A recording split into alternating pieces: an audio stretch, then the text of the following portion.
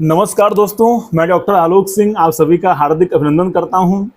एक बार पुनः जन जागरूकता के इस नए एपिसोड में जहां पर हम बात करेंगे दंत स्वास्थ्य से जुड़े एक नए विषय पर। दोस्तों, आज मैं आप सबसे बात करूंगा कि दांतों को कब और किन स्थितियों में उखड़वाना चाहिए। कब दांत उखड़वाने अति आवश्यक हो जाते हैं, इस संदर्भ पर आपसे चर्चा करेंगे और विस्तार से आप सबके साथ समझेंगे कि किन परिस्थितियों में ये दांत उखड़वाना सही माना जाएगा। इससे पहले मैं अपनी बातों को शुरू करूं, एक निवेदन आप सभी से कि आप लोग हमें कहीं पर भी सुन रहे हैं, चाहे इंस्टाग्राम, फेसबुक या हमारे YouTube channel TCM dental clinic पर, तो कृपा करके हमें फॉलो जरूर कर लें, सब्सक्राइब जरूर कर लें और हमारा यह वीडियो, हमारा यह पब्लिक अवेयरनेस का यह जो भी हमारा एपिसोड्स है, ये आपको कैसा लगता है, इसके बारे में 2 शब्द हमें जरूर लिखें नीचे कमेंट सेक्शन में। चलिए बात करते हैं डेंटल एक्सट्रैक्शन के बारे में। तो बेसिकली दांत उखाड़ना यानी कि एक्सट्रैक्शन होता क्या है, तो इसमें हम कह सकते हैं कि it is the process to remove the tooth from the dento alveolar socket. जो हमारा सॉकेट है, जो हमारा जबड़े का सॉकेट है जिस पर दांत लगे हुए हैं, वहाँ से किसी पर्टिकुलर दांत को निकाल देने की प्रक्रिया को दांत निकलवाना कहते हैं, सभी लोग जानते हैं। तो आगे मैं बात करूंगा कारणों के ऊपर कि ऐसे क्या क्या कारण हैं जिनमें दांत निकलवाना अति आवश्यक माना जाता है। तो इसमें सबसे पहला मैं बात करूंगा आपसे grade 3 mobility of the tooth. अगर किसी दांत में मोबिलिटी यानी दांत बहुत ज़्यादा हिल रहा है अपनी जगह पर, बहुत ज़्यादा मोबाइल हो गया है, तो ऐसी स्थिति में दांत निकलवाना आवश्यक हो जाता है।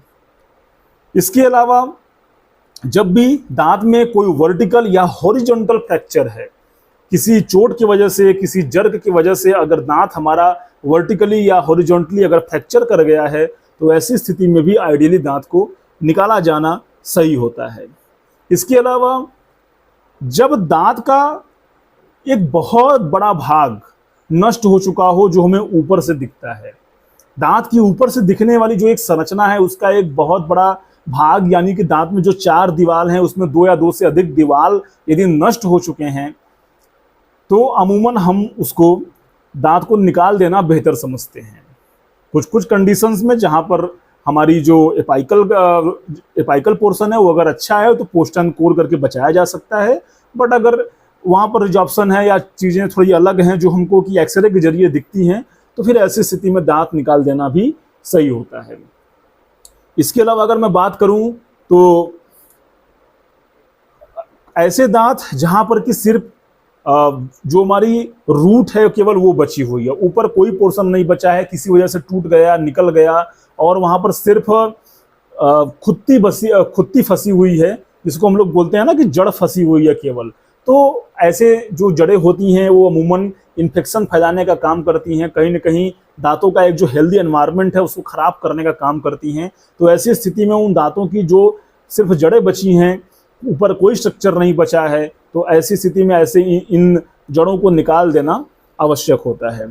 इसके अलावा बात करें तो जहाँ पर डेंटल क्राउडिंग है, यानी कि जहाँ पर दांत बहुत ज़्यादा सघन हो गए हैं और आर्थोडोंटिक ट्रीटमेंट का प्रोसेस होने वाला है, तो आर्थोडोंटिक केसेस में भी इस तरीके से डेंटल एक्सट्रैक्शन यानी दांतों को निकाला जाता है। इसके अलावा दांतों पे यदि कोई बहुत ज़्यादा सघन घाव लग गया, किसी तरीके से बिल्कुल सीवियर डेंटल इंजरी हो गई है, जो पेरियोडोंटल जो उसके अटैचमेंट्स हैं वो डेड हो चुके हैं, दांत भी लगभग डेड कंडीशन में जा चुका है, जो हमको एक्सरे के जरिए दिखता है, तो ऐसी स्थिति में भी दांत निकाले जाते हैं। इसके अलावा जो भी इम्पैक्टेड दांत हैं, इम्पैक्टेड का मतलब अमूमन जो हमारे आखिरी के जो चौभड़ होते हैं, चाहे ऊपर के जबड़े में भी हो सकता है, नीचे के जबड़े में भी हो सकता है, आखिरी का जो चौभड़ होता है यदि वो अपने सही पोजीशन में, सही अलाइनमेंट में यदि वो नहीं निकला है, किसी वजह से टेढ़ा मेढ़ा आगे पीछे या नीचे की तरफ दबा हुआ है हड्डी में, तो ऐसी स्थिति में वो परेशान करता है। ऐसे केसेस को इम्पैक्शन के केसेस बोलते हैं और ऐसे केसेस में दांत को निकलवा देना सबसे बेहतर विकल्प होता है। तो दोस्तों, हमने बात करी कि ऐसे पॉइंट्स के ऊपर, ऐसे कंडीशंस के ऊपर जहां पर कि दांत निकालने आवश्यक हो जाते हैं। ये कुछ ऐसे सेवरल कंडीशंस थे जहां पर कि हमको दांत निकालने की जरूरत पड़ जाती है। बट अमूमन अमूमन अगर मैं आपसे साधारण भाषा में अगर मैं आपसे बात करूं तो इन जनरली आपको 2-3 जो रीजन है, जो कंडीशन है, वो सबसे ज्यादा देखने को मिलेगा। पहला कि दांत ग्रॉसली डिकेड है, बहुत ज्यादा भाग दांत का टूट चुका है जिसको कि अब रिपेयर नहीं किया जा सकता, तो ऐसी स्थिति में दांत निकाले जाते हैं। और अगला जो आपको सबसे ज़्यादा स्ट्रांग रीजन आपको क्लिनिकली मिलेगा वो मिलेगा इन्फेक्शन का केस, कि दांत आड़े बेड़े तिरछे फंसा हुआ है हड्डी के अंदर जो बहुत ज़्यादा परेशान कर रहा है, तो ऐसी स्थिति में भी दांत निकाला जाता है। और अगर कोई हिल रहा है दांत, कोई बहुत ज़्यादा हिलने लगा है जिसको कि अब किसी तरीके से स्टेबलाइज नहीं किया जा सकता, तो ऐसी स्थिति में भी दांत निकाले जाते हैं। और जहाँ पर एक और स्थिति है रूट रिजॉर्प्शन की, कि क्राउन पोर्शन बहुत अच्छा है और अगर रूट सीवियरली रिजॉर्ब हो गई है, बहुत ज़्यादा रूट का पोर्शन रिजॉर्ब हो गया है और आरसीटी करने से भी हमको लग रहा है कि बेनिफिट नहीं मिलने वाला, तो ऐसी स्थिति में भी दांत का एक्सट्रैक्शन यानी दांत को निकाल देना ही बेहतर होता है। अब बात करेंगे आपसे लक्षणों के ऊपर कि ऐसे दांतों में जो लक्षण होते हैं वो क्या दिखते हैं। तो मेनली सबसे बड़ा लक्षण आपको इन्फेक्शन दिखेगा। जब भी आप एक्सरे कराएंगे आपको दिखेगा कि उस दांत के इर्द गिर्द काफ़ी सीवियर इन्फेक्शन है। और जो सुपरफिशियल लक्षण है कि हाँ टूटा है, इतना भाग खराब हो चुका है, ये वो सब तो आपको दिखेगा ही दिखेगा। और इसके अलावा दांतों में बहुत ज़्यादा दर्द होना, ऐसे दांत जहाँ पे कि बहुत ज़्यादा इन्फेक्शन है तो ऑब्वियस सी बात है कि वहाँ पर दर्द भी बहुत ज़्यादा होगा। और ऐसे स्थिति में बहुत बार जो दांतों की परेशानियों की वजह से जो हमारा जॉ मूवमेंट है, जो हमारा मुंह खोलने बंद करने की क्षमता है, वो भी प्रभावित होती है ना। तो ऐसी स्थिति में जहाँ पर कि दांत इन सब डिस्टर्बेंसेस से जूझ रहा है, तो वहाँ पर यदि कोई अभी जो मैंने कंडीशंस बताए उनमें से कोई कंडीशन है तो दांत निकाल देना बेहतर और सर्वश्रेष्ठ उपाय होता है। और ट्रीटमेंट प्रोसीजर की बात करें तो कुछ नहीं, एक लोकल एनेस्थीसिया का जो भी ब्लॉक है या लोकलाइज्ड एनेस्थीसिया का जो पर्टिकुलरली जो पीडीएल इंजेक्शन है या लोकल इंजेक्शन है वो सब दिए जाते हैं। और इंजेक्शन देने के बाद जो भी हमारा दांत का ऑपरेटिंग एरिया है वो सुन्न हो जाता है, उसमें कुछ भी सेंसिटिविटी नहीं होती है, कुछ भी सेंसेशन होना बंद हो जाता है, दर्द होना बंद हो जाता है और फिर उसको ऑपरेट करके दांत को निकाल दिया जाता है। और उसके बाद जो भी मेडिकेशंस हैं, जो भी दांत निकालने के बाद के इंस्ट्रक्शंस हैं वो पेशेंट्स को दिए जाते हैं। और दांत को निकालने के लिए आप सभी लोग जानते हैं लग्जेटर और फोर्सेप्स जैसे इंस्ट्रूमेंट्स का यूज़ किया जाता है और इसके जरिए दांतों को निकाला जाता है क्लिनिक के अंदर। कभी भी खुद से दांत निकालने की कोशिश ना करें, घरेलू टेक्निक से कोई फ़ायदा नहीं है। यदि उस टेक्निक्स का बहुत सारे लोग अपनी टेक्निक्स यूज करते हैं, लेकिन अगर वो टेक्निक रिवर्स गई यानी किसी भी तरीके से ख़राब हुई तो उसका बहुत विभत्स परिणाम आपको देखने को मिलेगा। वो दांत जो जाएगा वो तो जाएगा ही, डिस्टर्ब होगा, अगल बगल के दांतों को डिस्टर्ब करके जाएगा। तो दांत निकालने का कोई भी टेक्निक घर पे यूज ना करें। ये कंप्लीटली प्रोफेशनल ट्रीटमेंट है और इसको डेंटिस्ट के द्वारा, प्रोफेशनल डेंटिस्ट के द्वारा विद एक्सरे के साथ, खास करके पीछे के चौभर दांतों में, चौभर दांतों को तो बिना एक्सरे किए निकालना ही नहीं है, बिल्कुल निकालना नहीं है और आपको निकलवाना भी नहीं है।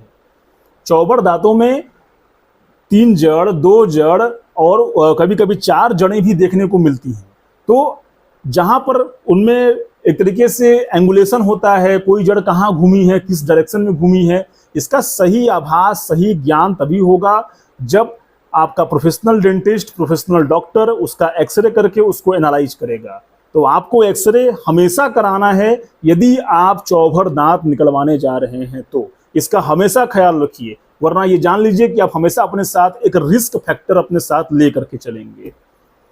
और कॉम्प्लिकेशंस की बात करें तो कभी कभी थोड़ा बहुत कॉम्प्लिकेशंस लाइक कि अगर सीवियर इन्फेक्शन है तो ब्लीडिंग कुछ देर तक होती रहती है, तो ये नॉर्मल है और कुछ देर के बाद वो फिर अपने आप धीरे धीरे बंद हो जाती है। इसके अलावा जो भी आपके ट्रॉमेटिक केसेस कभी कभी होते हैं जहाँ पर कि एक्सट्रैक्शन ईजी नहीं होता, तो थोड़ा सा ट्रॉमेटिक एक्सट्रैक्शन करना पड़ता है। कभी कभी बर्स से जो है कटिंग करके, बोन कटिंग करके दांत को निकालना पड़ता है। तो ऐसे केसेस में थोड़ा बहुत स्वेलिंग कुछ समय तक के लिए, 1 दिन 2 दिन के लिए उस पर्टिकुलर एरिया में देखने को मिल सकती है, जिसके लिए मेडिकेशन चलाए जाते हैं, दवाएं चलाई जाती हैं और फिर धीरे धीरे पेशेंट को रिलीफ मिल जाता है। दांत उखड़वाने के बाद किन बातों का ख्याल करें, इस पर भी आइए बात विचार करते हैं। सबसे पहले तो आपके प्रोफेशनल डॉक्टर ने जो भी आपको बताया है, उसका जो भी निर्देश है, उन सारे निर्देशों का, नियमों का पालन करें जो भी आपको बताया है प्रोसीजर के बाद। और इसके अलावा बहुत ज़रूरी कार्य है कि आपका जहाँ पर दांत निकला है उस जगह को, यानी कि ऑपरेटिंग साइट को हमें क्लीन रखना है, साफ रखना है। तो इसके लिए माउथ वाश दिया जाता है कि पेशेंट हमेशा माउथ वाश जब भी कुछ खाएं पिएं, आधा ढक्कन एक ढक्कन माउथ वाश आधे गिलास पानी में डाल करके कुलकुली करें, या आप सलाइन वाटर यानी कि गुनगुना पानी और नमक करके आप कुलकुली कर सकते हैं। तो इस तरीके के निर्देश दिए भी जाते हैं।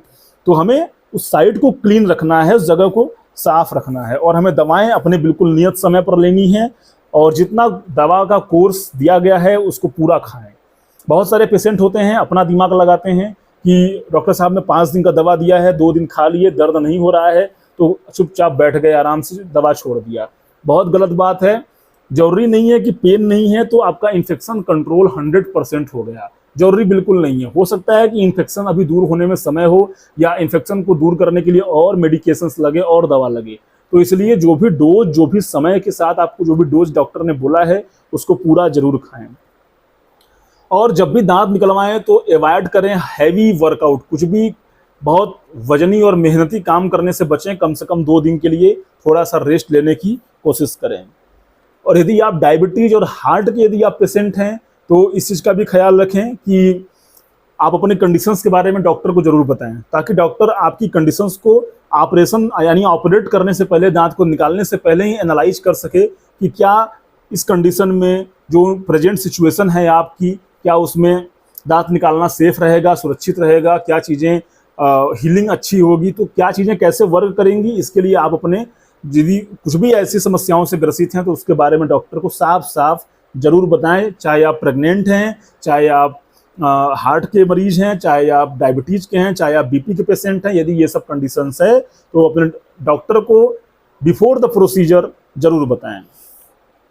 और अमूमन हमारा जो दांत निकालने के बाद लगभग 10 दिन 15 दिन लगता है घाव भरने में अच्छे से, और कम से कम 30 दिन से 40 दिन लगते हैं वहाँ के मसूड़ों को वापस टाइट होने में। तो बहुत जल्दबाजी ना करें कि डॉक्टर साहब हम दवा खा लिए फिर भी हमारा गड्ढा भी सही से भर नहीं रहा है, जो जहाँ पे दांत निकला है वहाँ पर चमड़ा सही से आया नहीं है।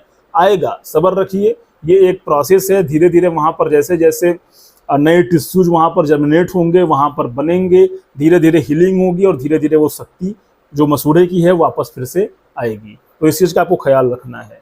तो आज हमने बात करी आपसे कि दांत किन स्थितियों में निकलवाने हैं, क्या क्या कंडीशंस हो सकते हैं जिनमें दांत निकलवाना ही मजबूरी हो जाती है या अति आवश्यक हो जाता है, और ट्रीटमेंट किस तरीके से है, और क्या क्या प्रिकॉशंस लेना होता है दांत निकलवाने के बाद। उम्मीद करता हूं कि यह वीडियो आपको पसंद आई होगी। यदि कोई मन में कोई सवाल है तो उसको लिख छोड़िए नीचे कमेंट सेक्शन में अपने, जहां पर भी आप सुन रहे हैं। और वीडियो कैसा लगा उसके बारे में 2 शब्द हमें ज़रूर लिखें, और लगातार ट्यून्ड रहें हमारे इस चैनल के साथ, हमारे इस पेज के साथ। मिलेंगे आपसे किसी नए वीडियो में नई जानकारी के साथ। तब तक के लिए धन्यवाद।